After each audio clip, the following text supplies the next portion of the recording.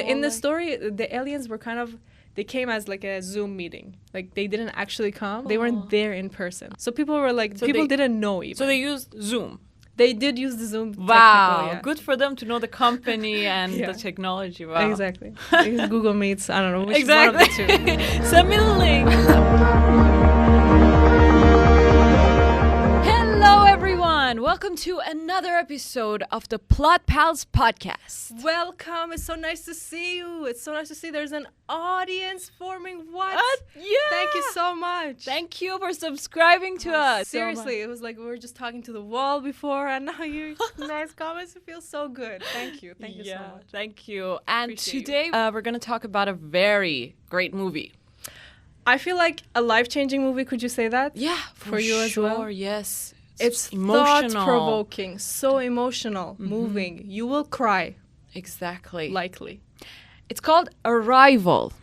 Now, science fiction. Yes. At the same time, a story about a mother and daughter. Wow. What a combination, right? Right. Because you don't see a lot of sci-fi that is about also like has that human touch, like that raw and that beautiful. True. Like usually the sci-fis go into the gun section. Yeah. And we'll get you. Yeah.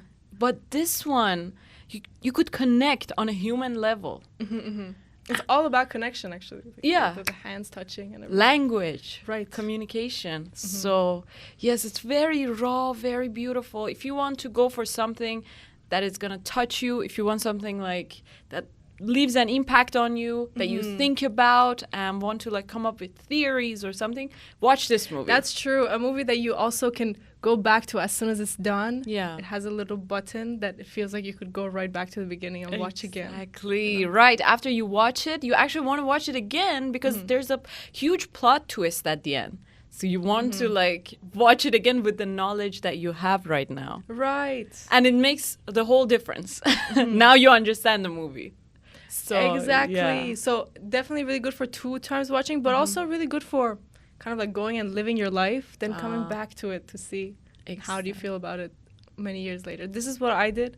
And then you notice a lot of different things about it, you know, that some things you love, some things you're like, okay, I guess it's not amazing. But overall, so good. And it was nominated for so many Academy Awards. I It know. won. I saw so many. It's crazy. Everybody, like, best director.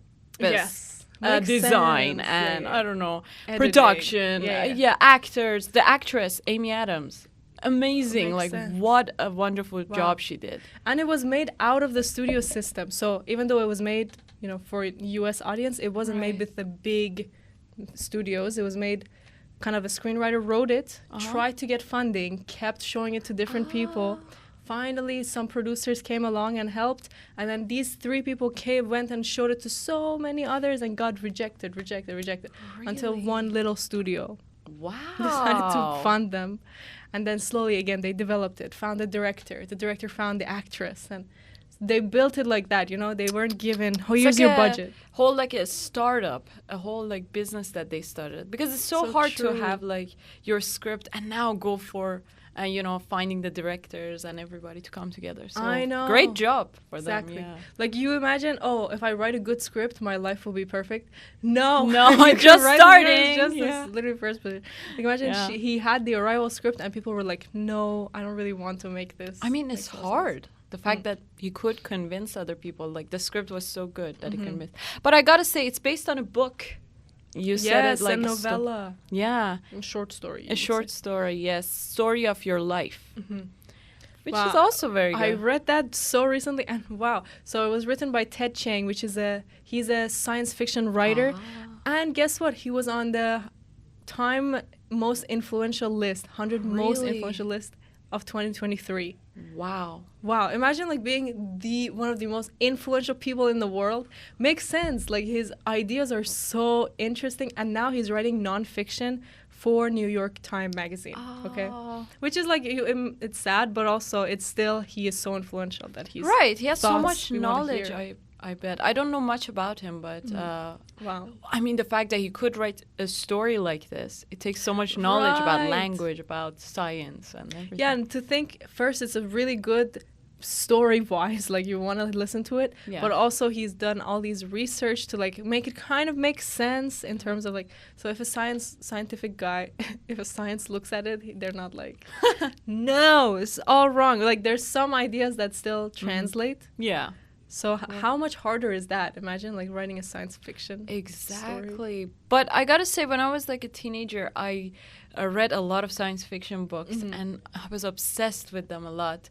They're just so adventurous and fast and interesting. They're page turners. Right. Like you just want to keep going and going, and every page is just so interesting. So it's very hard to write science fiction to keep the readers, especially like young readers, I think at times, keep them engaged to read the whole book. And you're right.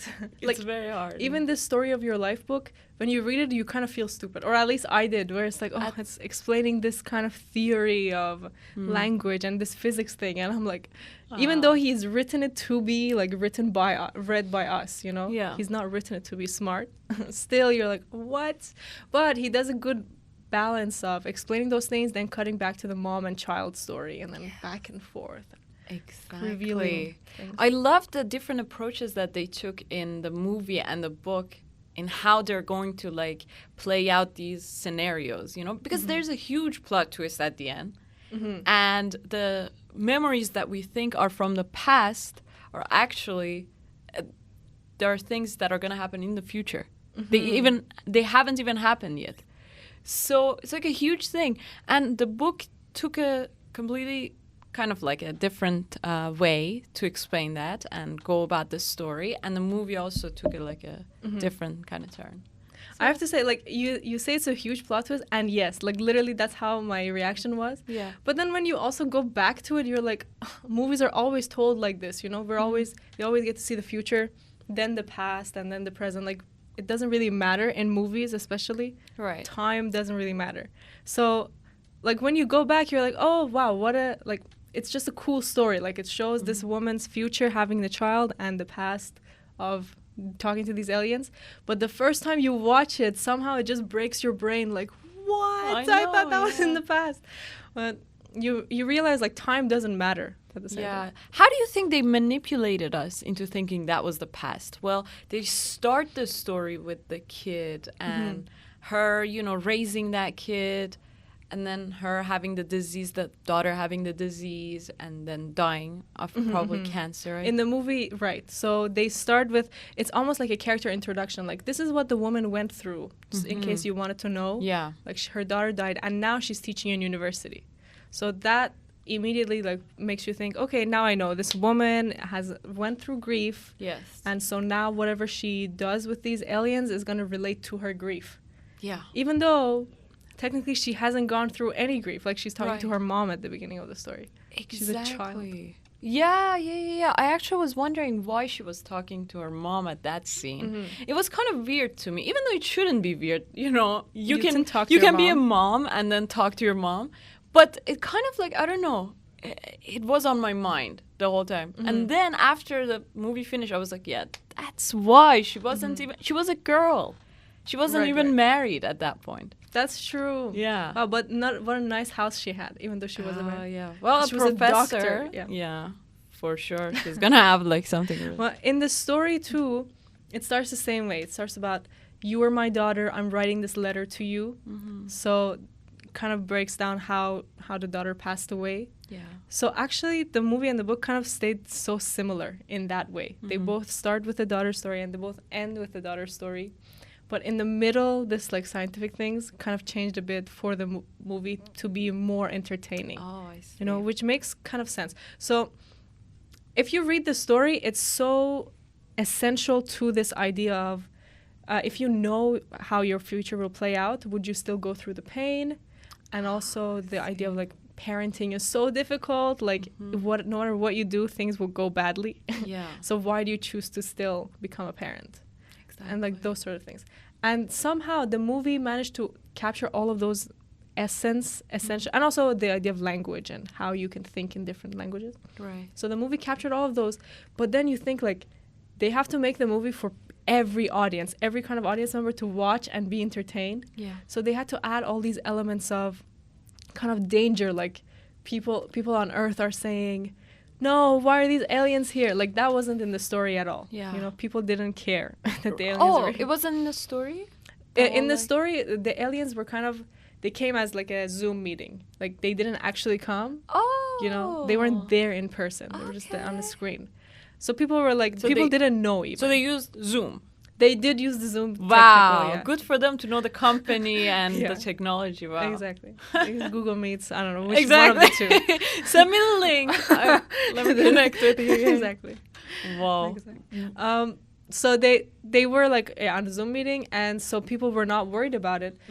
But then in the movie, they have to build this thing of like, okay, people are saying, why are the aliens here? And there's like a time limit. The whole movie, if you remember, had these like time constraints. Like, okay, the bomb is going to explode in 10 minutes. And we only have 2 days to figure out what they're saying. And like China is going to explode. Russia's going to. So I feel like they had to add all those for people to be on the edge of their seat and watch. Yeah.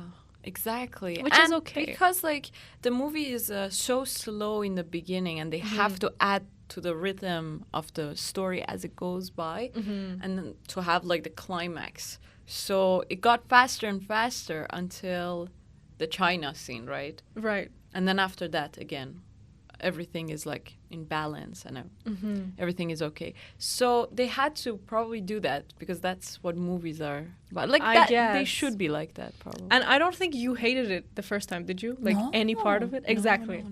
So I loved it as well. Like whatever they put as these like tropes to make us care, like they show the soldiers, like, oh, are the soldiers gonna revolt? Like all these random things that they show. Yeah. They kind of like just go into your unconscious. Like you don't sit down and think, oh, I hated this part and that part, and it took away from the story. But then first time you read the story, you're like, wow, the movie exactly captured the ideas of the story. Yeah. Okay.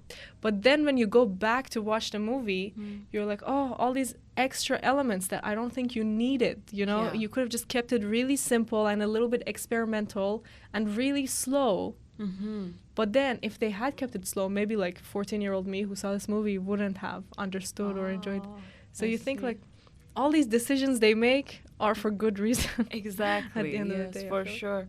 And it just adds to the excitement of it and like the impact of the movie. I mean, imagine if there wasn't like the worldwide death situation and like crisis, it wouldn't have been as impactful. And it goes with the theme too. Like it's about death and life and future and time and communication. So it makes sense to have this like miscommunication between nations. Even though we're all humans, we still can't communicate very well with each other. We still miscommunicate. So that's like the theme of the story in general. And it goes with it. It makes sense that they made these decisions for the movie. Right. And more than any other story we've talked about, this makes me realize movies have to have multiple themes. Like, it's just not enough to go with one theme. Yeah, at least feature films. Like right. Yeah. Like, the story theme was basically just free will. Yeah. Or like family and motherhood and like that sort of thing. But then the movie, as you say, has all these extra layers of humanity coming together and communication and like love and death. And so you have to have so many themes, I think. Exactly. For a movie. Somehow connecting, of course. I love the fact that they used a mother, you know, as the main character, and again coming back again, like at times that there was so much frustration in the whole like scientific world that they were living in. We had the cutbacks to the memories, the child, and the interaction with the child. It was so beautiful, so I don't know, it added a touch of humanity to the movie. It kept going so giant, and then the smallest thing, like the tiniest interaction. Well, it kind of also shows like the family that is like the smallest part of a society, and like the communication that you have with family members is so important, and it also represents like how other people also like in the larger scale in society interact with each other. And communicate with each other. So it was so cool to see that. I myself really love languages too. So it was really great to see this linguist that goes and tries to like communicate with aliens for the first time.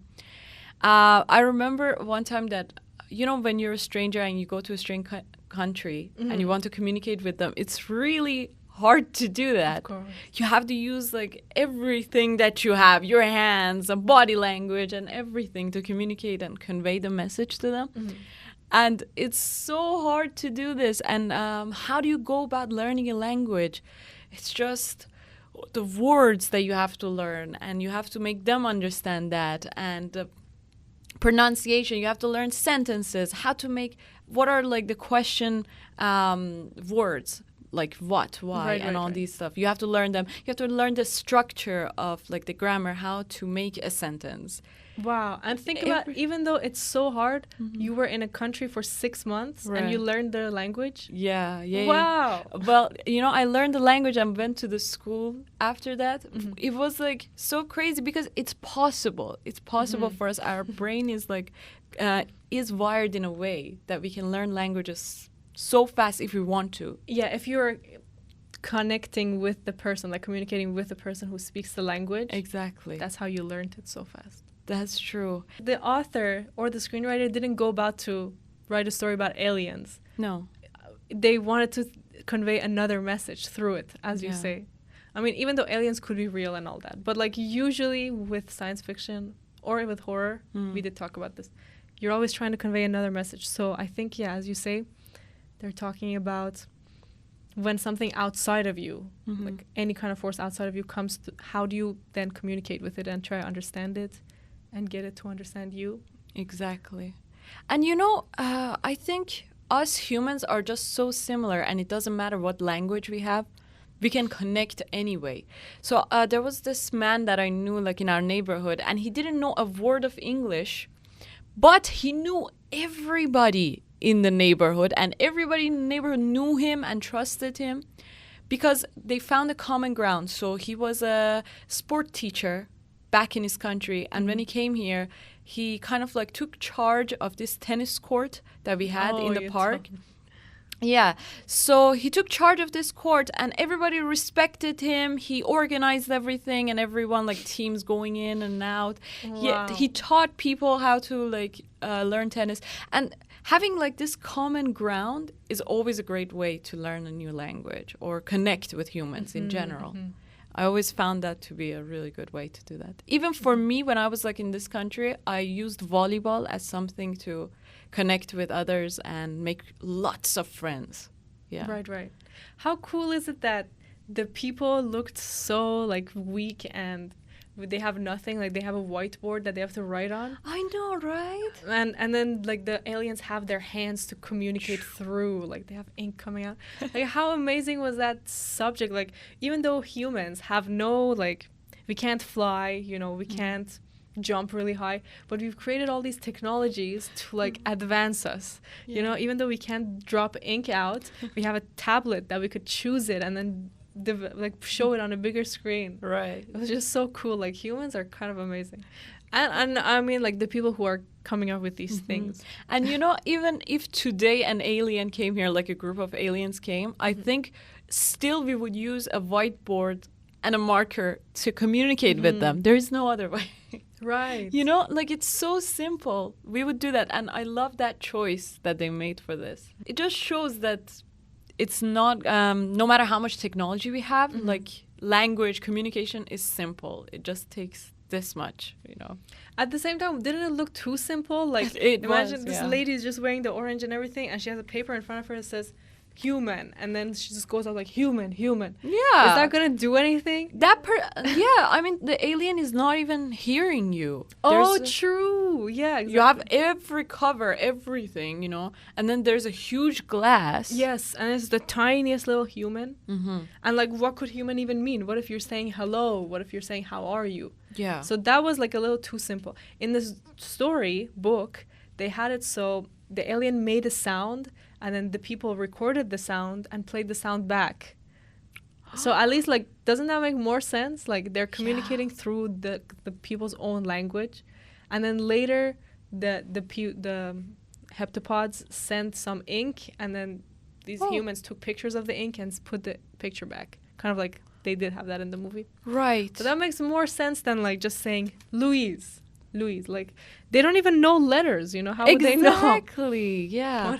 It also shows how limiting human language is, really. I mean, what they were using was like a whole fourth dimensional kind of language that conveys so much more than just some linear thing, you know? It was much more than that. And I kind of wonder, how did they come up with that language? Those circles and stuff. Well, the director... It's like a whole language they came up with, like, with words and everything. Yeah, so how did they do this? So even in the story, it's kind of described in this circular way a little bit, you know? So it's described as you have to write the whole sentence at the same time. Like, you have to know how much space each thing takes. So it's kind of like you know the beginning and end of it already. You know how sometimes you write happy birthday on a sign and like the birthday part just gets smaller and smaller because you couldn't fit it? But they're not like that. Like, they can think everything about it. And so this was described in the book. At once, they do. Right. And then the screenwriter kind of started to conceptualize himself to be like, okay, it's like a circle because it's like never ending. Like, you don't know where to start and where to end. Right. And it has these little shapes and around it to describe different things. So kind of the author and screenwriter together came up with that. And then I'm sure they had like linguists and graphic design artists. I don't know. Everyone came together to turn it into. Sure. I mean, that was so crazy to see this. How did they come up with a whole language? You know, you could start a cult with that. Yes. How cool. Yeah, exactly. And like a whole prophecy and everything, you know. It's just crazy how did they do that. But it kind of just adds to the ambiguity of the movie. So it's all about this. When you first, when the main character comes to that area with the army, you see the spaceship, and it's not like anything you've seen before or any other perception that you have of these like alien machines and spaceships. It's not, it doesn't have any lights. It's not bright. It's like not a rock. It looks just like a rock. It's like a rock. And the director said that it's like a rock that is not found on Earth at all. And we don't know anything like about its material and elements. So it's like a whole new thing. And the shape.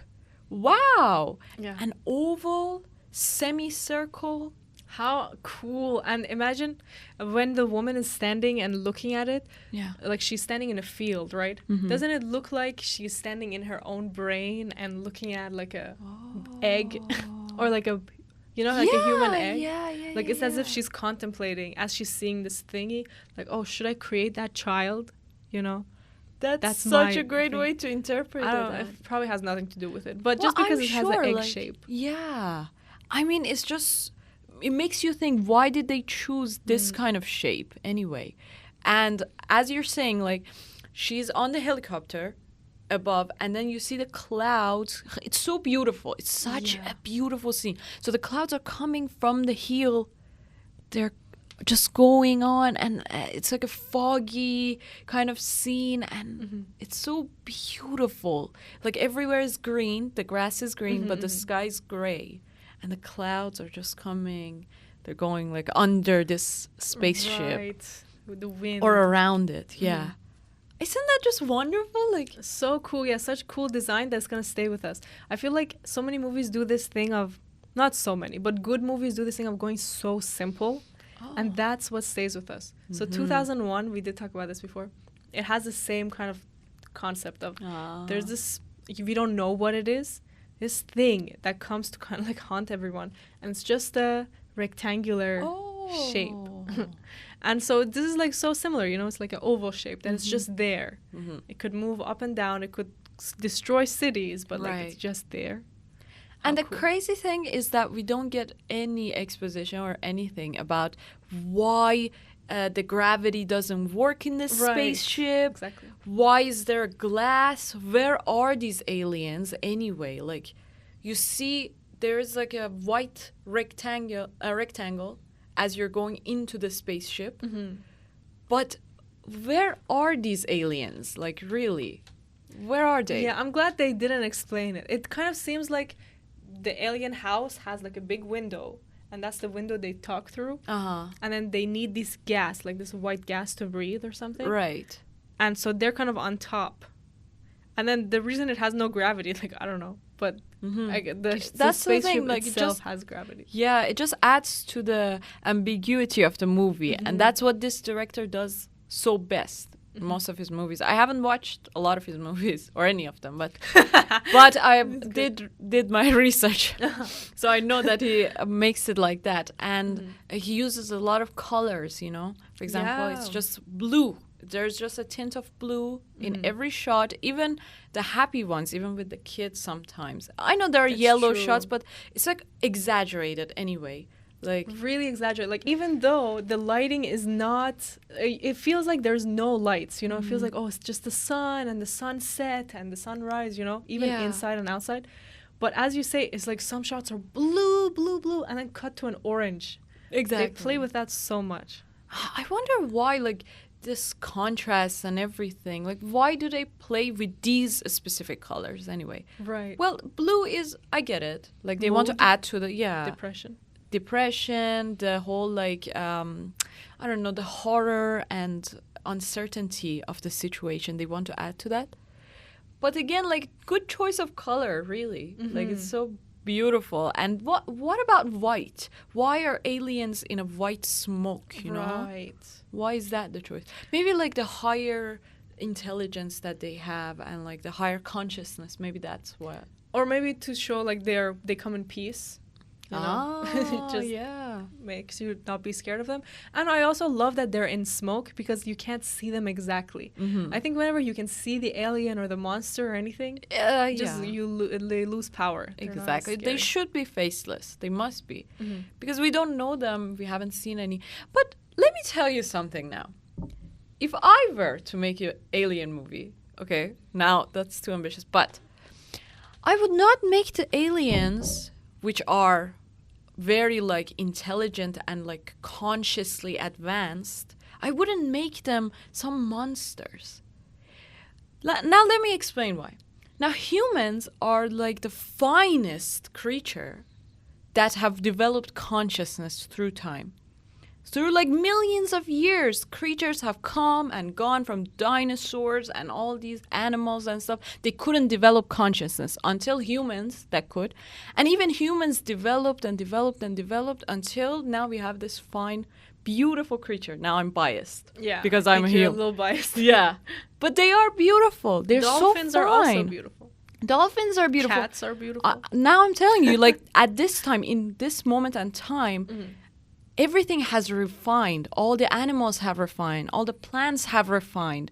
And I feel like every animal and creature has a level of consciousness right now. Whereas, like, at the time of maybe dinosaurs, everything was so much bigger. The trees were much bigger and the animals were bigger and they weren't refined. You know, they didn't have any details. So an alien wouldn't be the size of a dinosaur. It wouldn't be ugly, and it wouldn't be like that. It would be refined. It might be even much more beautiful than us because it has it has consciousness.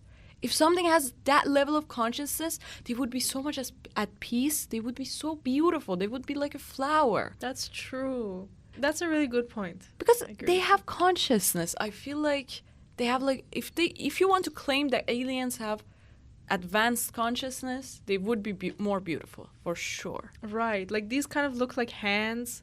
These aliens look like a octopus or something. Yeah, and also look like a veiled woman. Like when he comes to right at the end, like he's kneeling down. Like they were huge. But I did like it though. Don't get me wrong. I did like the design and everything. It felt so huger than life. It felt like when she was looking at the alien. It felt like it was something much bigger than her. Yes. Something beyond her. Someone that knew much better. Like a god. Like, you know, something bigger than life. So it was good to have it like that. A good choice for this movie. But even still, like, as you say, it did stick out. Like, why do they look like that, you know? I think that would be a good choice. Like, I don't think they've ever made an alien movie that the alien is beautiful. Well, they have. Do they? Marvel movies? Oh, so many. It's really? Like a bald woman who's blue. Ah, okay. Avatar. Okay. They're beautiful. Yeah, you're right. All right. And they're like a bit bigger as well. They're 6 meters in Avatar. But But you know, I think that makes sense as a choice because they have lived for way longer, probably. Yeah. And also they get to keep evolving the way we have been. So why wouldn't they be beautiful and small? Exactly. But again, like the ink and stuff also, like an octopus. Right. I don't know about that. Why would they be like this? If that was the case, then octopuses that we have right now would be. But what I hear, though, is octopuses are so smart. Have you heard this? Yeah, I have. You Like, should do more research on it. Like, apparently they're so smart. And they're aliens. I have heard this as well. Like, but also, like, if you want to go that route, then dolphins are like the next after humans. Exactly. Or even smarter, no? Yeah. Did I hear dolphins are smarter? I haven't heard smarter, but they have consciousness. Oh, yeah. And they also get addicted. They smoke.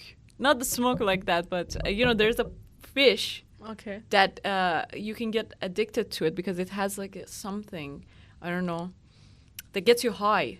Okay. Something like that. And they eat that or play with it. They could commit suicide. They could kill others, like other dolphins, just for the fun of it. Just for murdering. Yeah, just for that. They're very dark animals, yeah. I used to love them, but now I'm just so scared of them. Well, wouldn't you be scared of humans? That's too, right. Yeah. Thank you for saying that. Exactly. It's all unsafe. As soon as you get consciousness, stay away. That's right. But I did also like the fact that they were peaceful. It makes sense that they came for peace. Because when you are on that level of consciousness, you're not that low to get into wars and fights and battles. You don't want that. You want to bring peace and calmness to wherever you go. Now, you know the thing about 3,000 years from now, we'll need your help? That was also fully just added for the film. It wasn't in the story. Yeah. Did that work for you? You know what? When I heard that and I watched the whole movie, I was like, that went unresolved. Like, why did you even say that line? It kind of sticked out to me. Because I was like, okay, now I'm kind of wondering. You didn't show 3,000 years from now or anything. Like, what was the point of that line, really? Right. Well, in the story, because the line wasn't there, it was even more unresolved. Because the aliens just came and they gave some gifts and they left. Oh. So I feel like at least they tried to resolve it in some way. Like right. It's like a trading. So we help you right now, but 3,000 years from now, you help us. Okay, but how is she going to help them? She's just human. She's mortal. She's going to die. It's true. Maybe they say that, okay, humanity is going to remember what we did for them. And they're going to keep saying this history. They write it in history and tell it to next generations. And then probably one day they'll help us. But why would they need humans' help? Maybe like in 3,000 years, our consciousness would be at their level or even higher. Maybe for that. But yeah, that whole ending section, even with her going into the pod, was all for the story. I mean, for the movie. It was not going to the pod. Like really? Going inside of the pod and touching. And Abbott has died. You know, everything relating to that was added. What about the bomb? Was that the bomb was also added just for the movie? No way. What was in the story anyway? Well, here's the thing though. The story had the essence. I feel like the bomb and the hair going in, those are all just elements of keeping people engaged. I see. They're not necessary for the story. Yeah, I mean, why would soldiers that are working this closely with the U.S. Army, right, and they work under it, would do something like this? That doesn't make any sense. I hated that part, to be honest. Yeah, me too. Like, it just changed everything and for the worse, and it felt fake, really. Yeah, it was just like here's a problem we'll throw your way. Yeah, for like to extra. add to the, like, I don't know, to the speed of the movie, to get things going. From this, yeah, I mean, like, it was literally a ticking time bomb, so yeah, exactly. right, exactly. And right at the moment that they were able to communicate, that happened. Right. It's pretty cool. And the actress, by the way, said that every time that I come to this role, like, I want to act, I feel nauseous. And you could feel it. Yeah, she said that. So you could also see it. Did you see, like, right before these scenes, like the bomb and stuff? She was just feeling so bad. She couldn't sleep for days. She had, like, these problems, these visions. now we think that they were like her past memories. She's thinking of her daughter. And, but at the end, you realize that wasn't the case. She was starting to think in future. Future, yeah. I mean, that's true. At some point when you're learning a language, you get to think in that language. But this language is so advanced that you kind of like live, and your kind of sense of time and everything changes. And this is another big difference between the book and the movie. In the movie, she was so calm, and this was like easy for her. You know, she was called in to do the translations, and she was like, okay, you know, everyone here is stupid. I'll figure it out. I know, Don't worry about it. But in the movie, she actually does say it in one of the lines. Yeah. But so like they have her be really confident. But then I think it was a good choice in the movie for her to be the underdog, and like even though she's so smart, like she's so nervous, something is going on, like she has to come into her own to be able to finally even stand up for herself and say like, this is what I should do. That was a cool choice. It was a great choice. Yeah, I really loved it so much. Like how she was like confident at times, but also I have to say, like in the movie, in the first time that the general comes and he's talking to her, she's so calm that is also like fake, kind of.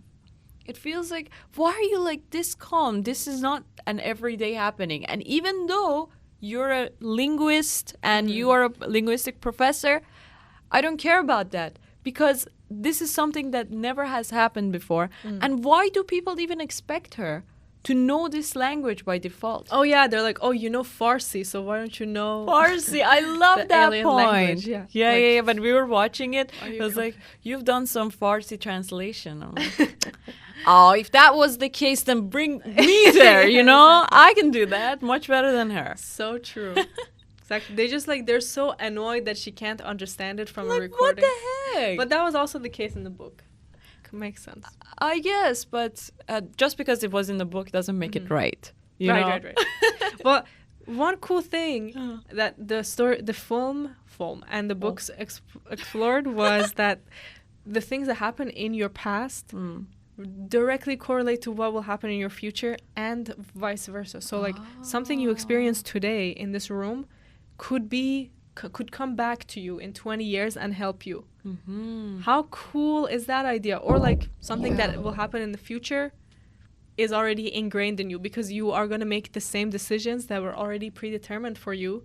So it's like your life is this cycle, and like you have some free will, but really it's these decisions that were already made for you. And they showed that in a way of like, just visually, like they showed little girl Amy playing with a caterpillar that looked just like the writings. Hannah, did you see? Was it Hannah? Yeah, I guess so. Well, in my head, I think it could be both of them, and that's fine. But because like the mom wasn't there in those flashbacks, it was just the girl. You know, and she's asking like, who is this girl? And it was just Hannah, and then it was just the girl, and keeps cutting back to the mom's face. So in my head, that was the mom's childhood. But either way, it's somebody's childhood where they're playing with a caterpillar that looks exactly like the writings, and they're playing with a stick that looks exactly like the hand of the heptapods. And then they're turning over a rock that looks just like the rock thingy. So it's like, and this happens in real life as well all the time. Like you see these connections between your life. Like today you see this story that's about a writer, and then tomorrow you think, okay, I want to be a writer, and then the next day you see another story that's about a writer, and you're like, these things are coming in my way for a reason, you know? Like all these connections, or like you see everything that's red, like you just keep seeing more things that are red in your way, or whatever, and it's like, there's a reason. Exactly, because thoughts are real. Thoughts are things, and thoughts are what make your life, you know? You think about something and you see it all the time in your life. Like exactly like the example of maybe like a red car. You think of a red car and you go into the street and all you see is a red car. Like red cars going everywhere. Whereas before you wouldn't see any of them. Right. So it's like you kind of like get hyper-focused on this thing, and when your mind is focused, you're going to see it over and over again. But you are so right. Now, I'm wondering, this whole time thing, we're not living in a linear kind of life or linear way. we're kind of like living in layers or a circle or something that is like connected. And it's like, you're right. Now that I'm thinking about it, it wasn't the kids, like her daughter's past that she was thinking at that time. It was her. It definitely should be her. Yeah, because it's like it was her destiny to come talk to the aliens. Right. Even when she was just playing in a field. Caterpillar. I think any one of us, any human that is coming into this world is coming for a purpose, and they have a purpose from the childhood, and there's a reason they're here. And we have a responsibility, I feel like, that we have to fulfill. Now, I don't know what that responsibility is really, but we have to do that. Like, we have to contribute to it, a bigger purpose. That's a good point. So you believe in destiny, basically. You're born to do something. You're born to do something, but definitely you can change it. You like can? You can do completely different things. Like, depending on your environment, what you've been like taught and stuff, that's like one element. But then again, the conscious choices that you make and decide to like kind of free yourself from your past and stuff and make your own decisions, then at that point again you choose a destiny. I feel like we have like these paths, you know, everything that is presented to us, and we choose one, and when we choose one, the result is predetermined, you know. So for example, imagine like you decide to be, you have some paths, right, to be a director, to, I don't know, be a scientist, be homeless. Be homeless. Okay. Sure, why not? And then you say like, if you choose different habits, different choices, and different paths, you're going to have certain results. Like, if you choose directing, at the end, you're going to be a director anyway. You're going to be like this person that wins Academy Awards and that person is there, you know? And then there is another path. So if you choose any of them, you choose that destiny. I feel like that's how it is. Interesting. But at the same time, you could choose to be a director, but then just not make enough movies and not make it. Because titles are not what we are. We're not just our job title. We're so much more than that. And our responsibility is not even to choose a job or be like that. Or be even a mother or a father. That's not our responsibility, I feel like. These are just some things that we get to experience along the way and journey of life, probably. Did you hear about this experiment that says this device can predict what you are gonna do, or no, it can predict that you are gonna do something like 3 seconds before you do it? Did you hear about this? No. So imagine it's connected to you, and it says like move your wrist, for example, let's say, and then so you move your wrist, but before you do that, the device already lighted up, and so now you're like, okay, well, I'm just not gonna move my wrist then. And so then the device does not light up because you're not moving your wrist. But then you're like, okay, you know what? I'm going to move my wrist. And then as you do, but like as soon as you think that one lights up. And so you're like, what? Wow. Like, how do you know my decision before I make the decision? and then, but this is not actually a real experiment. I just realized. This is based on a science fiction story. Oh. But sorry. The real experiment is like but something it's true similar. Though. Like when you think about things, you're going to do them. Right. So, but the people were bringing up this argument of like, if you think, if like your brain makes a decision for you before you out loud make the decision, then it's not your decision. Right. But like if it's your brain's decision, isn't that also your decision? Like, what are you talking about? No, because you're not your brain. That's like something that I struggled a lot with, you know. I kind of was learning about these things, and one of the hardest realizations is that you're not your brain. So you have to control it all the time. Your brain is conditioned by everything and every decision that it makes. Even like you being a director is probably something that your brain chose. I don't know. Maybe, who knows? Even me being a writer, maybe that's something my brain chose. And I myself, like my consciousness, was supposed to do something else, and there was another responsibility that I had to do. But now my brain is just conditioned to think that that's what I'm supposed to do, and it's deciding for me. So yeah, but can't you just identify with your brain and say, okay, I am Why my brain? would you identify? You don't want to identify with your brain because it always tricks you. But what else can you identify with if not with your brain? Nothingness.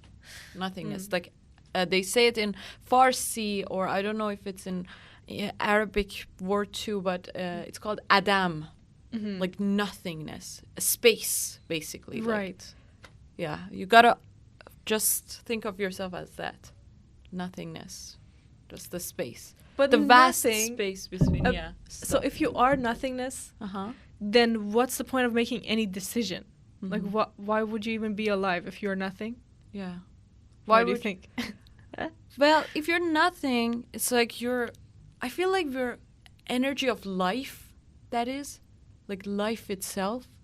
So we're just here probably to contribute to life. Like, let life see itself, see the world through us. So brain always gets in the way. We always like put these filters on and try to see the world through that.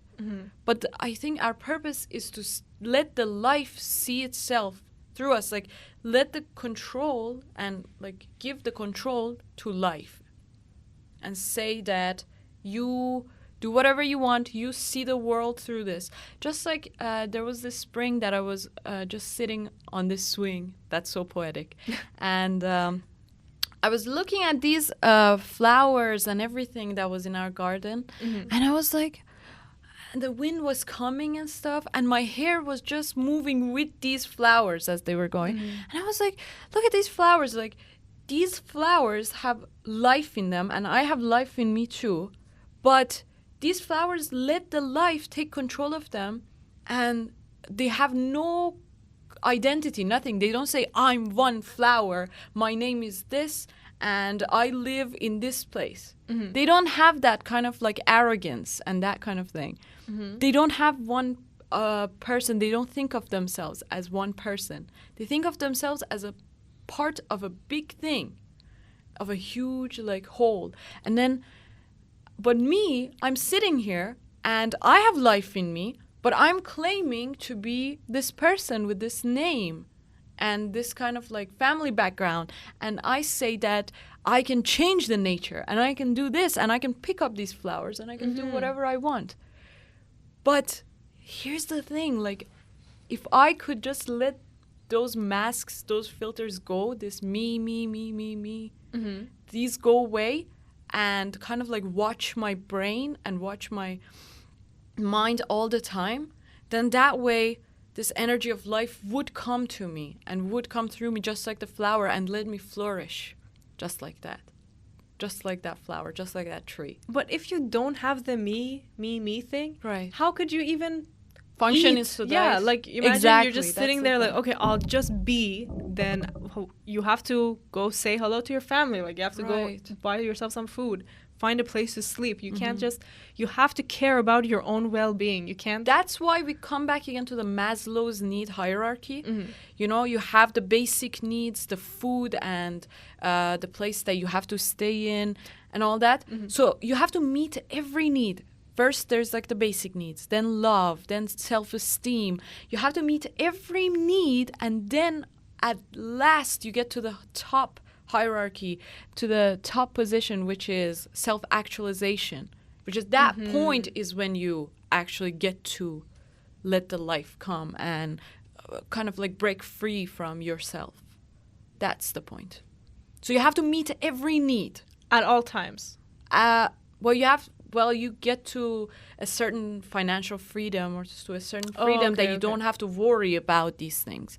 Oh, so you're thinking first you kind of like find a career, make money, have children, whatever you have to do, be able to feed yourself forever, and then kind of give everything up and try and learn who you are?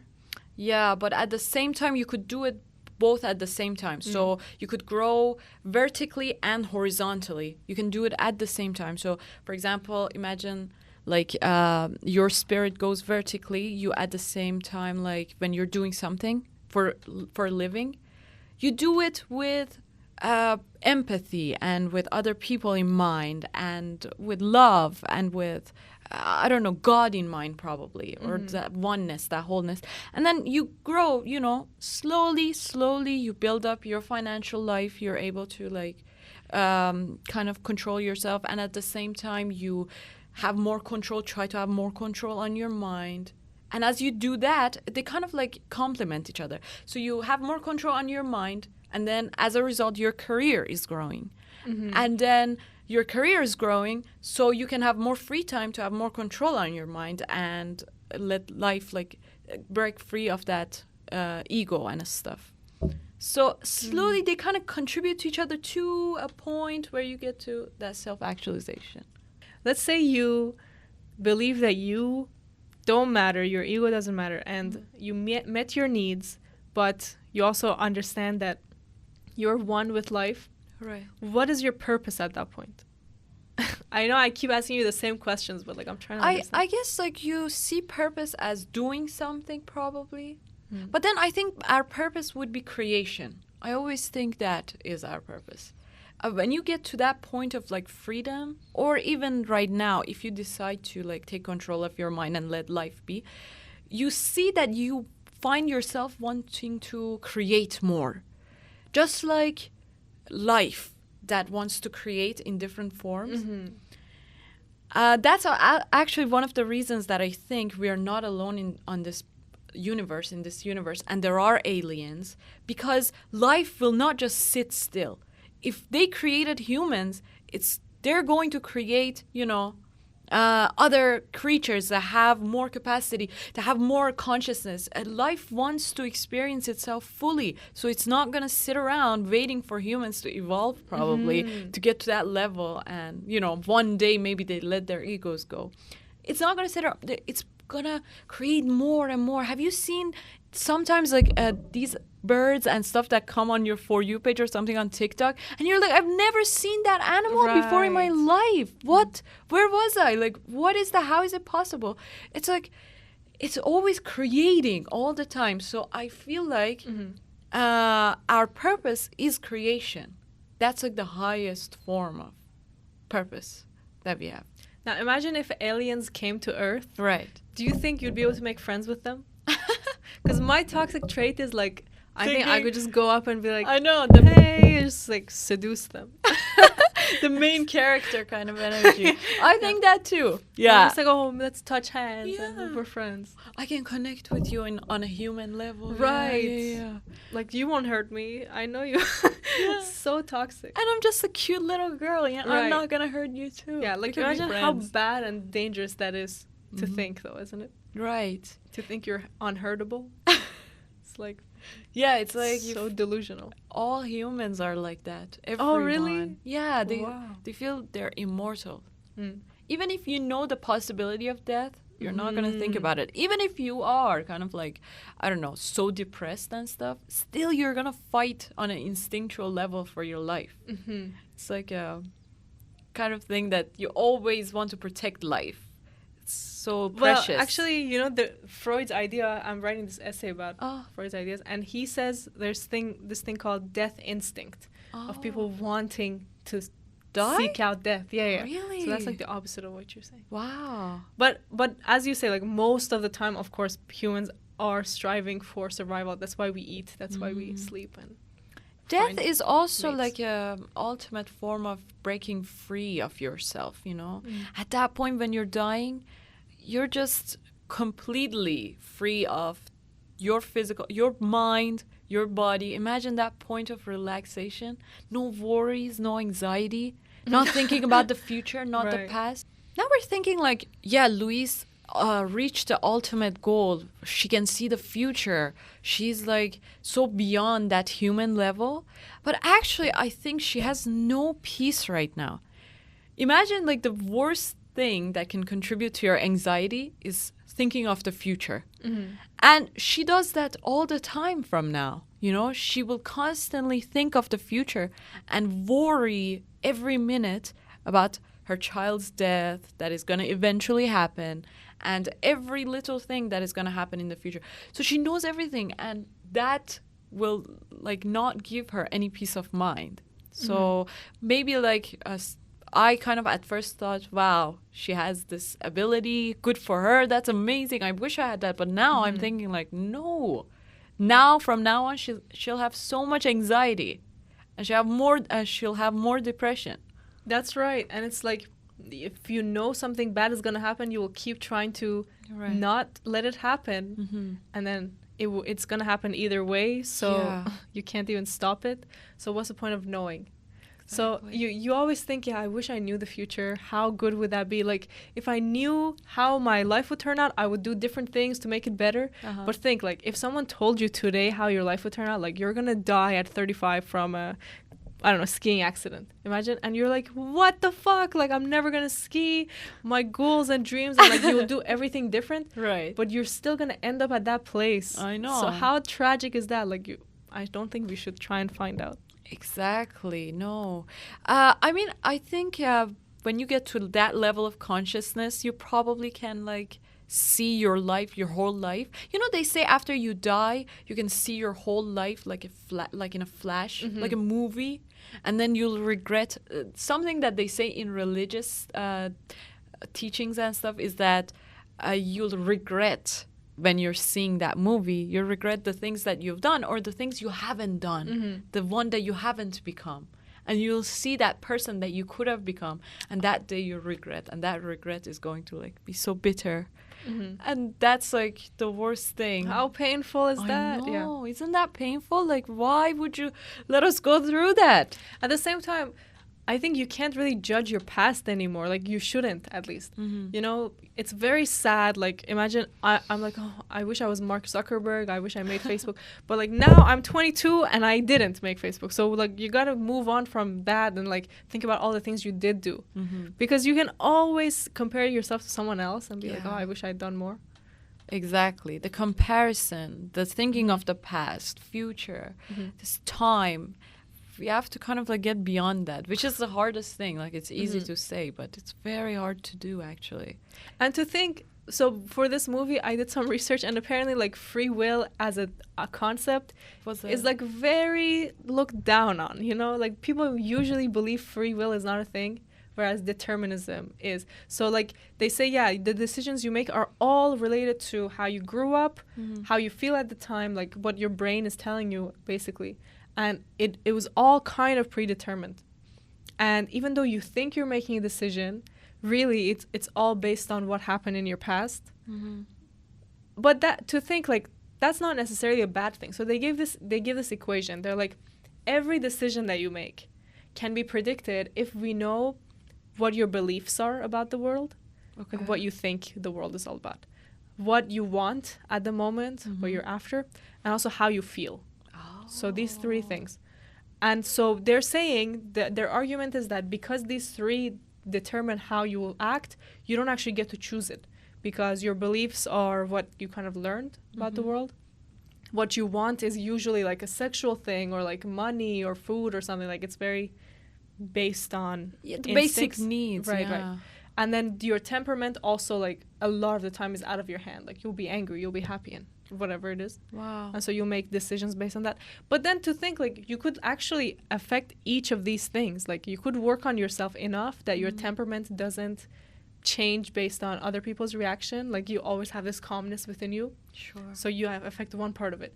You could choose your wants to be like a little bit more deep than the thingies. Like, you learn what's important to you and value those things. Exactly. And of course your beliefs. Like, you could just always keep learning things and change your beliefs. You're so right.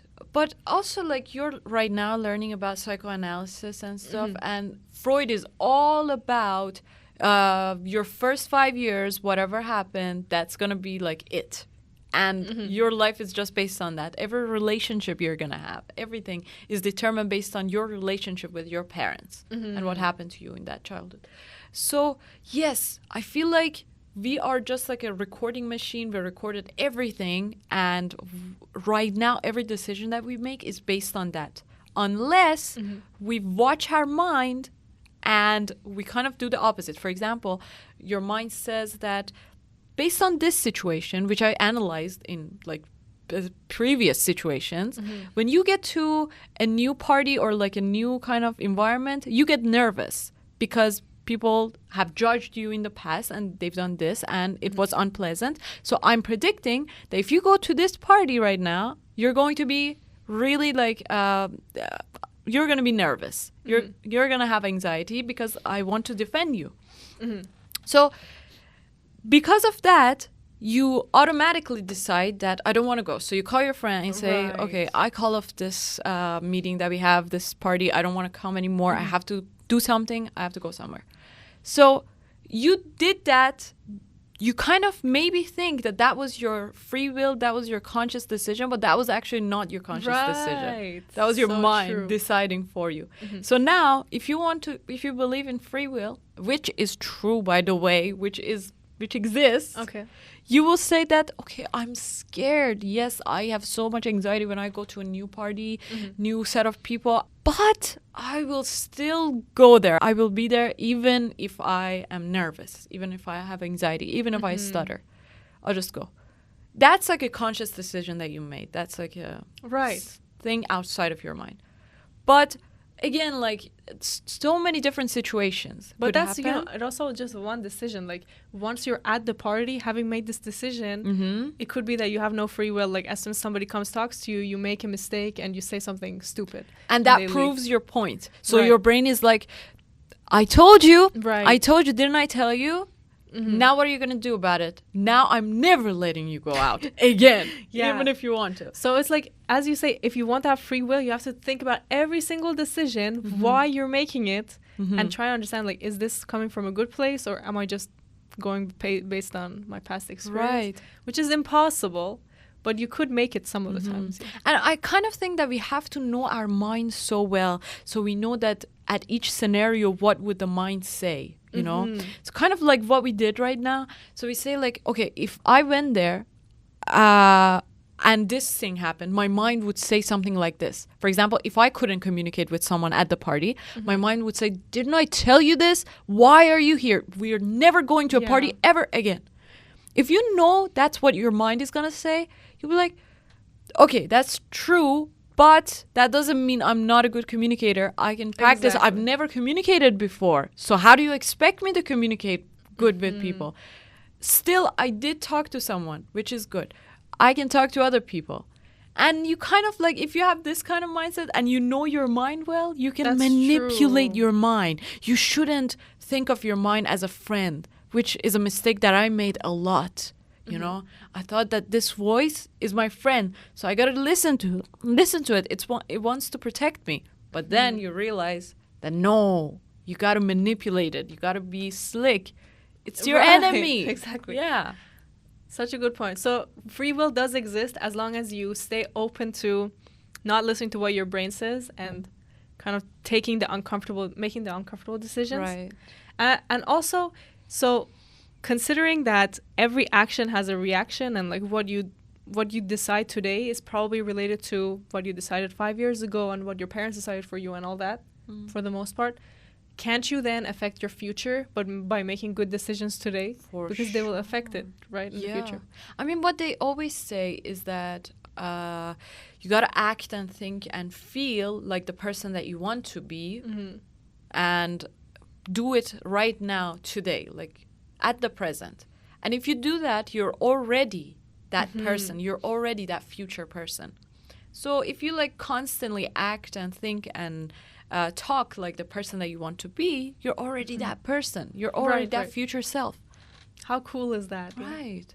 Yeah. It always happens to me where I do these things with my hand, like I feel uncomfortable and these things, and then you suddenly become aware, like, why am I doing this? Like, this is not the person I am, you know? It's just like my brain is forcing me to do this, it feels like. Good point. Like, just sit straight, I don't know, be confident. Exactly. That's who you are. That's right. Makes no sense. What a great point. There's one thing, though, about kind of there being no free will, it being a good thing, and also the fact that like you being nothing and like not having any purpose or anything like that, like that's also, it could be dangerous. So if I don't know if you've ever done psychedelics, but I have like psychedelic drugs.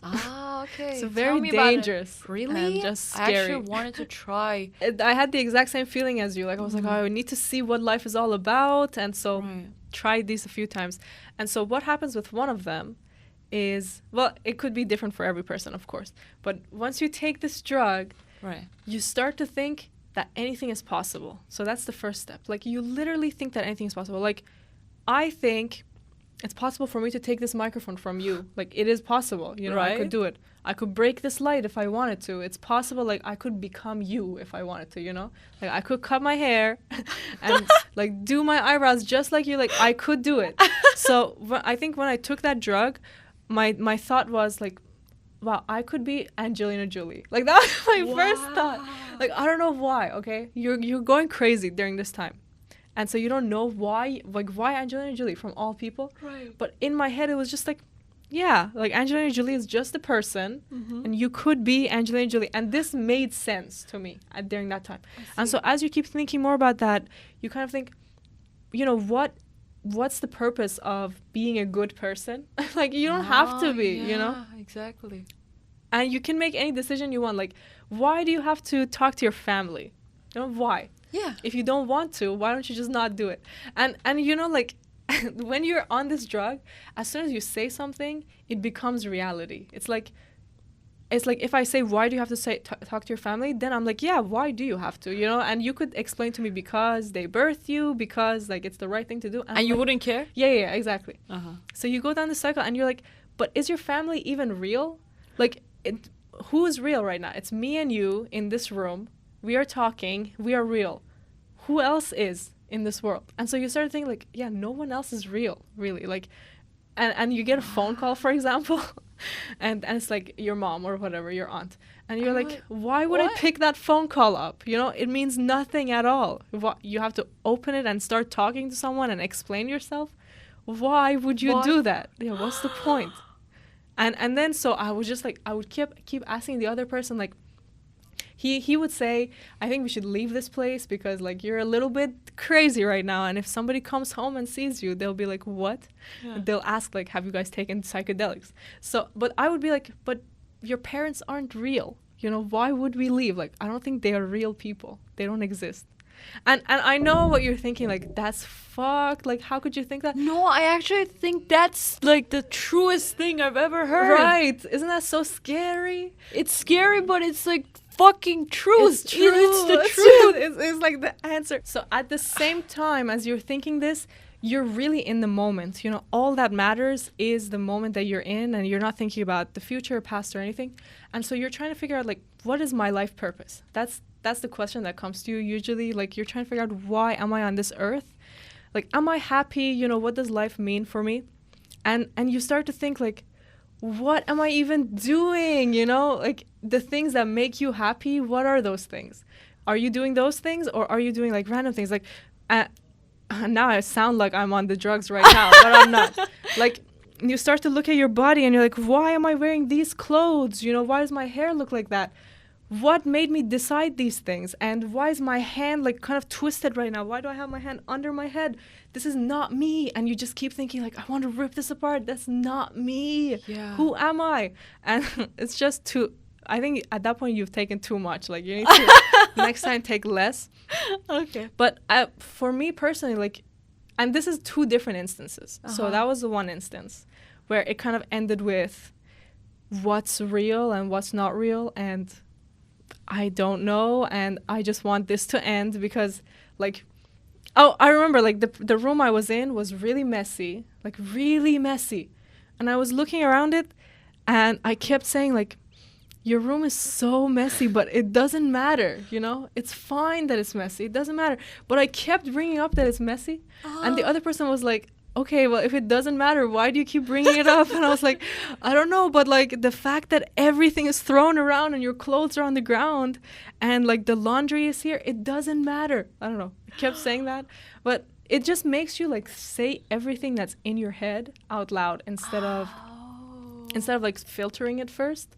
So then later, like, I'm trying to figure out what is your purpose, and so you start doing kind of like free will things. It feels like, you know, you start doing things exactly how you would want to do them, as opposed to how like society expects you to, and how you expect yourself to. Wow. You just start saying the first thing that comes to your head, and you kind of take a thread, it feels like, and keep pulling it until like you discover something. And while you're on it and like feeling it, you really feel like you're discovering the answers to the universe.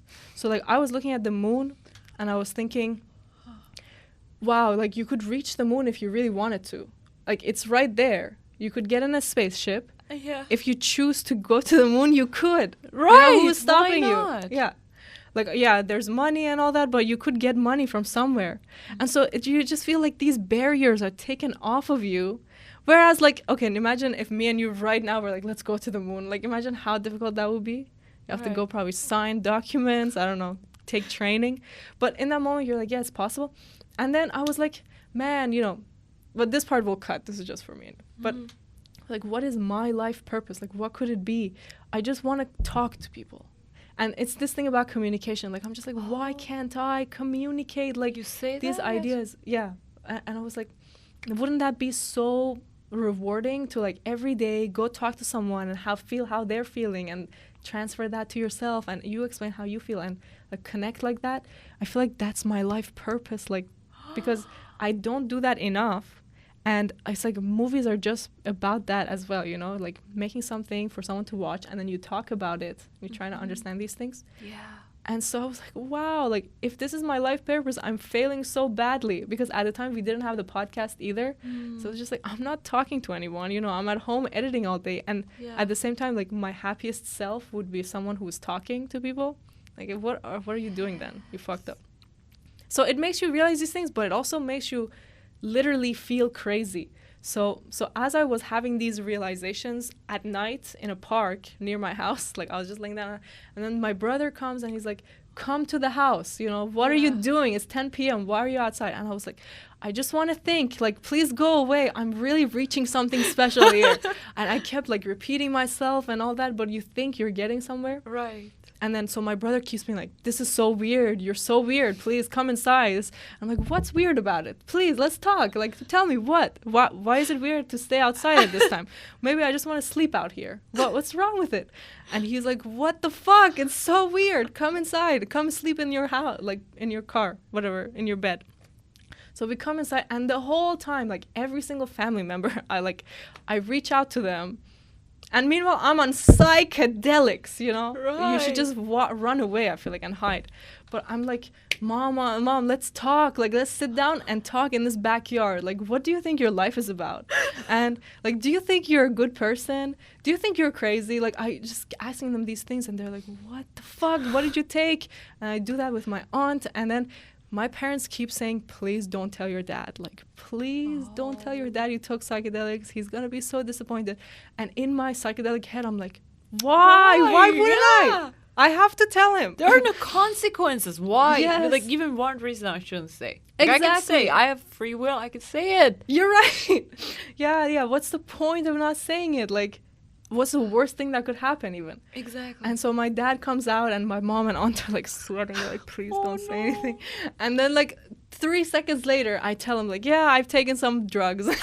and he was so cool about it too. Like, which is so opposite of what you think. But he came and sat down, and he's like, okay, tell me, like, what do you want to talk about? And so now, like, I'm trying to communicate with this guy, like, my genius ideas I had a few minutes ago, like, what is the life purpose and why are you here and stuff. And I'm just struggling, like, the words are not coming out. Really? And he's like, okay, tell me, like, are you happy? Like, what's making you upset? And like, I'm just fucking, it's a barrier. And I'm like, wow, you know, I'm so struggling with communication. No. I don't think that's your struggle with communication, but it feels like a curtain. You have reached some secrets. Maybe. You shouldn't tell it to other people that are still in their role. They're playing their lives, you know?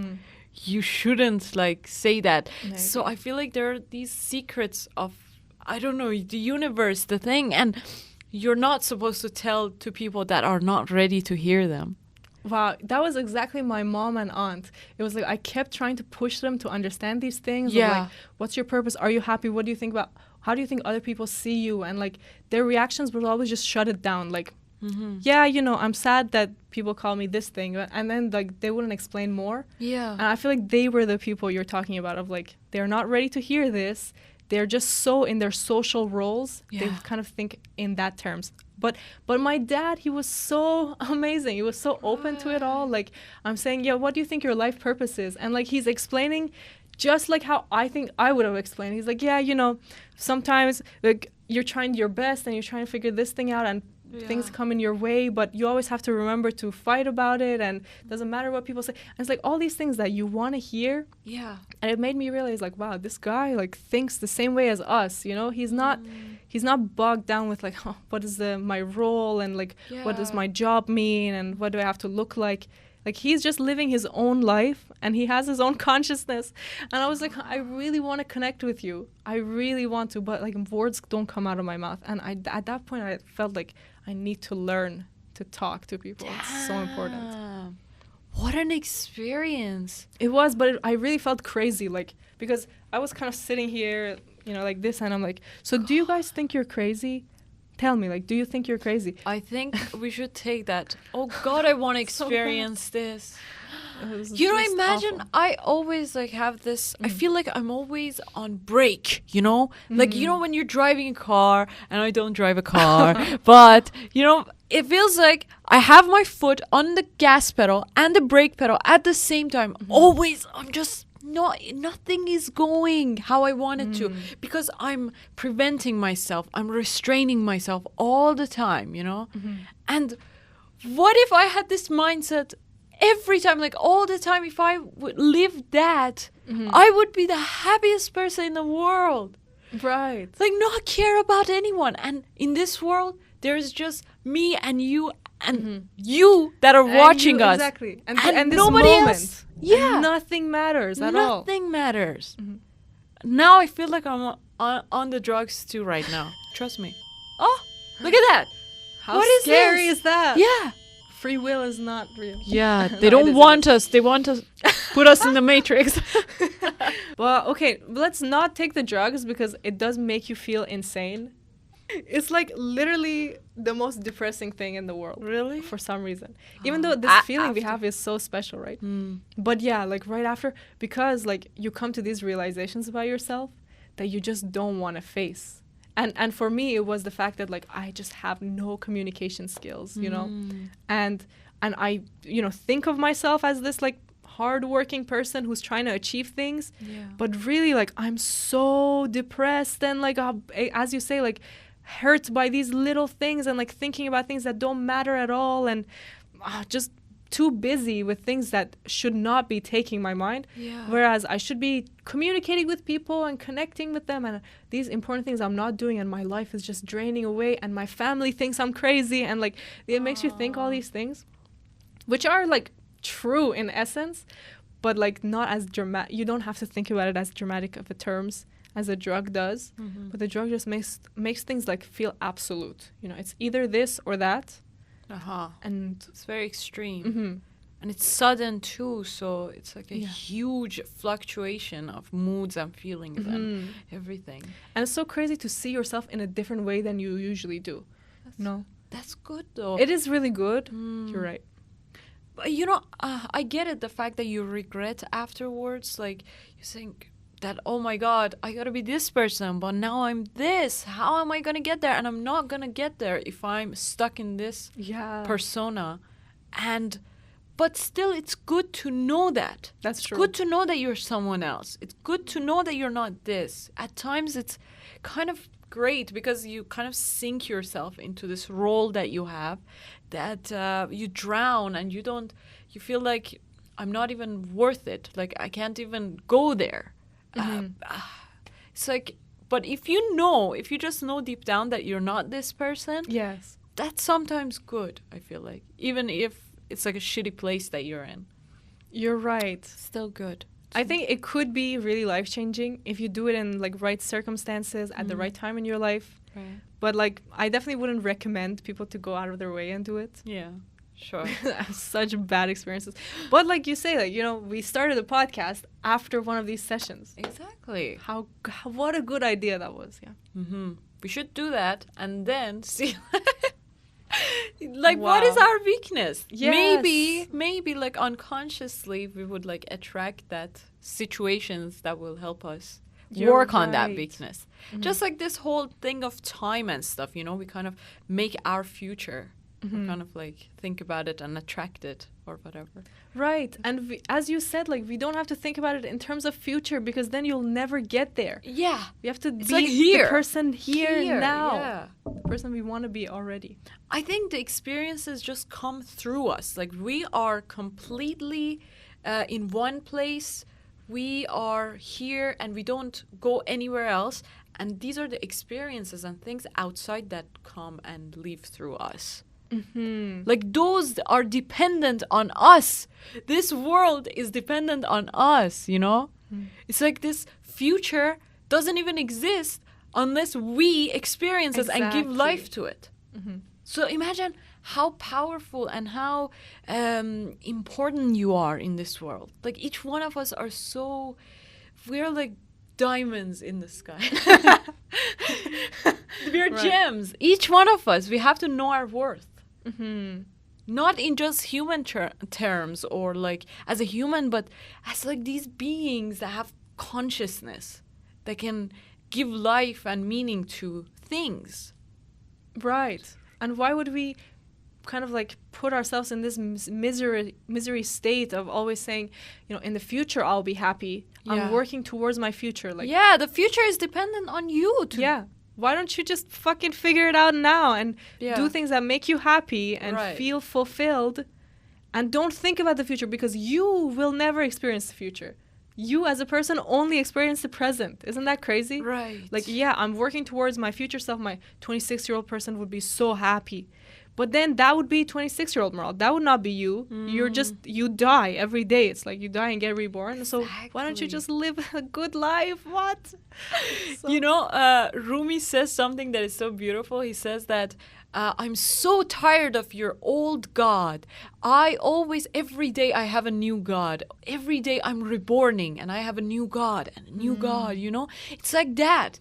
You can't have one old belief, one old God that you always worship. You gotta like always renew that. You get reborn every second. It's actually scientifically proven. Like, all your DNAs, your cells, they're always evolving and changing. Every second they're reborning and getting like, you get new cells and new things. And you're changing.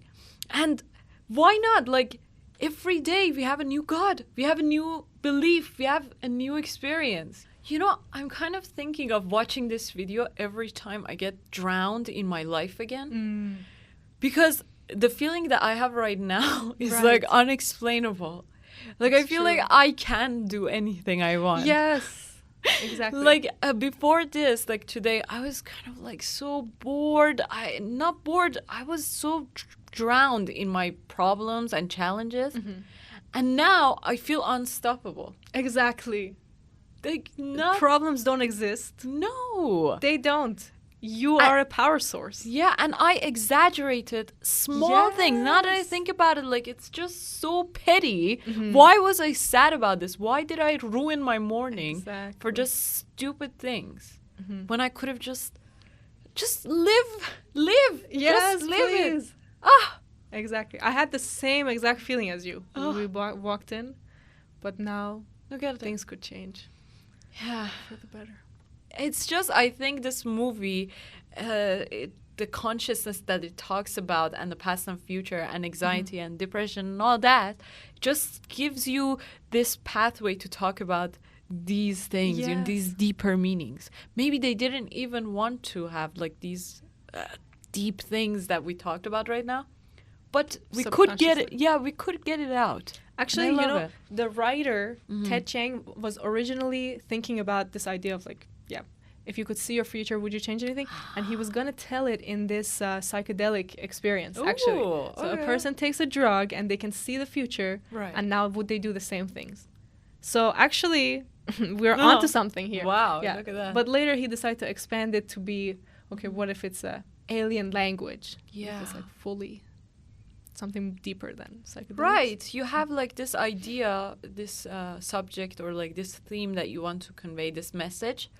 But then you got to find these ways to symbolize that and show the story in a way that it's subtle. You don't want the message to be in the face. You want to make it subtle with aliens. Maybe they're like our unconscious, the conscious self, the higher self, you know? That's the aliens.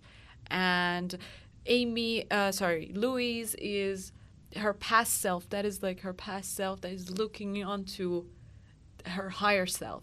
Right. And that higher self is telling her what will happen.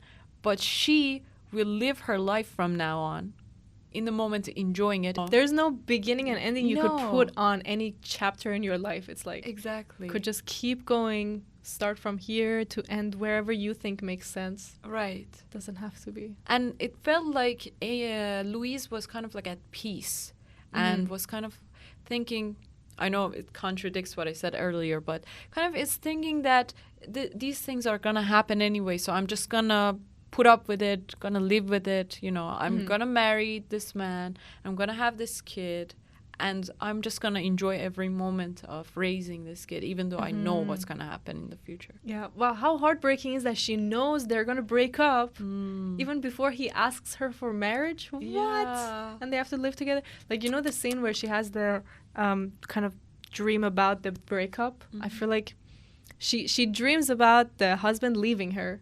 Remember, she's like, oh, I told your dad about something he wasn't ready for. And then cut to the other timeline. And then the dad, who they're not married to, comes up and is like, are you okay? And imagine, like, she's looking in his eyes and is like, no, I'm not okay. Like, you're going to break up with me in 5 years. Because I tell you this thing that I can't even tell you right now. Right. How tragic is that? And I know it's like, you probably can't relate to it in real life.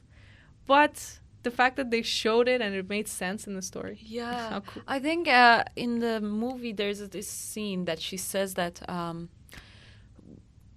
my husband, I think I know why my husband broke up with me. And he's like, you had a husband? You have a husband? Right. Like, that was so cool. But she's just so stunned that she doesn't know even how to say it. Like, what to say even. She doesn't even know that's the husband, I feel like, at this point of the movie. Yeah, maybe not.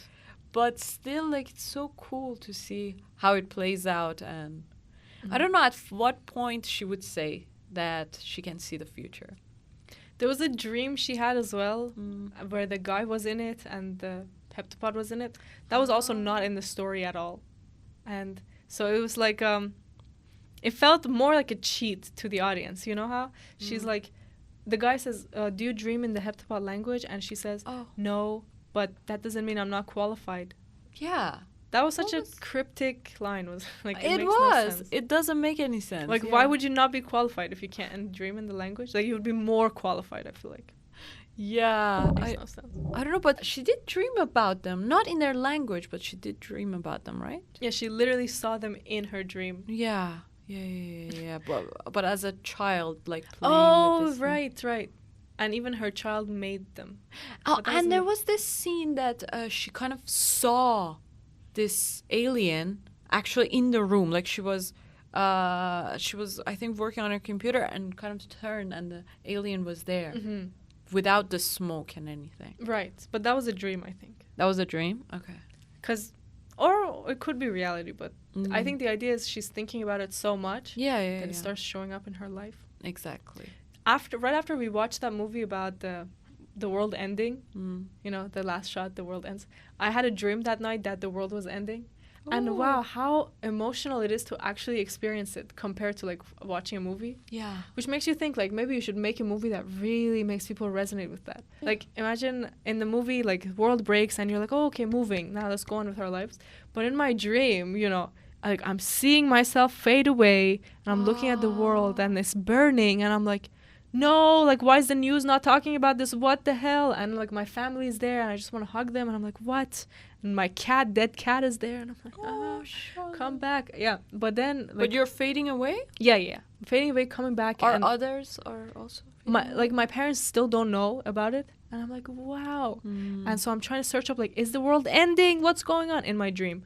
And there's no news about it and you're like, how painful would it be if the world was ending? Wow. I know.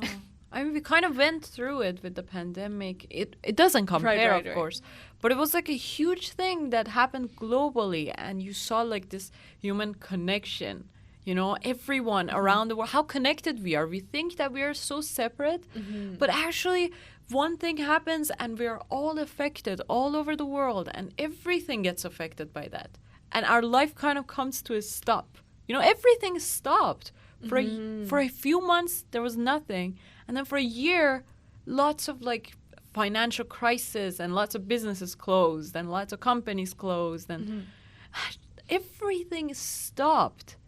Yes, and so much time for introspection too, because we're all at home the whole time. Yeah.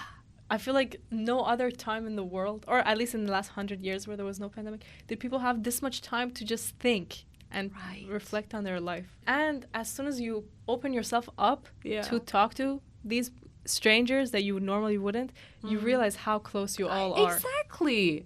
Like every time I'm like, oh my God, I make a monster of this stranger. Right. And then I actually go and talk to them and I realize they're the sweetest people ever. They have like, for example, in my mind, I think they're tough. I think their voice is this way. I make assumptions, right? And I go and talk to them and they have like the opposite voice that I imagine, the opposite mannerism. They're so sweet. Yeah, most people have good intentions and they want to connect with others as well. Right. But it's just like this social mask we have. Like I was in an elevator with two other guys and we're all wearing black head to toe. Yeah. And I really wanted to like be like, oh, look at us three friends. Like, why are we wearing black? Like, make some stupid joke. Yeah. But I was just like, they weren't talking and I didn't talk as well. And imagine like now I never got to talk to those two. Whereas if you just open your mouth and blurt some stupid thing out, they would have laughed. Yeah, exactly. They would have at least like to, yeah, exactly. Like just one little eye contact moment and then we all go on with our lives. Like how beautiful. You have to put yourself out there instead of just hiding. Maybe let's set a challenge for ourselves. Me and you, let's put the challenge of talk to like fucking everyone that comes in your way, you know? Just say something to them, make a joke or like smile. Not everyone, but let's put a goal or something. For example, for a week or like for each day, at least talk to one stranger, like one person that you don't know. Exactly. Even if it's like a very small thing, like I don't know. Oh, that looks so beautiful. Right. Complimenting them. Oh, that your clothes are so beautiful. They're so nice. Yes. Oh. I see so many people that I want to compliment, and I don't. And you're like, what? Just do it. Like, are you going to lose something if you compliment them? No. Exactly. And they love you so much after that. They would do anything for you when you compliment them. Exactly. So let's maybe set the goal a little higher than one, like 10 people. Wow. If you go out today, try and just talk to 10 random people a little bit. Just for a second. Yeah, it's scary. But I mean, like, the small goal is much better. So you get, like, the evidence that you can actually talk to people. Whereas if it's, like, 10 people a day and you won't be able to do that, then you'll be like, I told you, you can't communicate. That's right. Yeah. That's right. But I feel like one we could do easily, though. One we could do easily, which is good. Is good. We have to build evidence, you know. It's like the court of mind, you know. We're going there. There's mind is the judge, and we have to have evidence. We have to say, remember that time at 3:00 in the afternoon on, like, I don't know, November 22nd, and I talked to this stranger, so that means, like, and went very well. So I'm a good communicator. There was this time at this one, like, you gotta show the recording, and it's better to remember it, so you have, like, the video evidence. This is the evidence that we have the... Yes! Tell your brain, like, act like a lawyer with your brain. You're right. Exactly. Show all the evidence. So 2 things we should do this week. One is like put ourselves a little out of the comfort zone. Don't make the obvious decisions. You know, if the brain is saying do this thing because of this reason, say, no, I'm going to do the harder thing. You know what? I can write my essay in an hour, even though it's 5 weeks late. You know, like I can do it. Yeah. And try and do that. Like don't fall into the trap of you have no free will. Exactly. And talk to people and watch Arrival. Watch Arrival, yeah. Watch Arrival. Read the story of your life, the novella that was based on. Read the script and watch Arrival again and talk to your friends about psychedelics. Talk to your friends about life. Like don't being just real. talk about it. Yeah, exactly. Well, not that we're endorsing anything, but no. That's too bad for you kids. Go to your room. Yeah, but I seriously would not recommend, but it's your choice. Listen, it's your choice. Yeah. And so if you have free will. Right. Yeah. Exactly. And make sure you're tackling your desires, your beliefs, and your temperament so that we can make sure we have free will. Very well said. Gotta make good decisions. Very well said. Please also subscribe to our channel. So we check out the next previous videos and the next videos. The Social Network and the Napoleon. We've each gotten these thick textbooks on Napoleon. Oh, so much reading to be done. Right, exactly. We don't want to embarrass ourselves. Yeah, exactly. So watch Napoleon when it comes out. Rewatch Arrival. Think about life and death and your life decisions and what they mean, your past, present, and future. Yeah. Be happy in the moment. And subscribe TikTok, to our channel. YouTube. Everything. Yeah. Thank you. Thank you so much. Thank you so much. Have a great day. See you on the next one. Last Christmas I gave you my heart, but the very next day you gave it away. This year to save me from tears, I'll give it to someone special.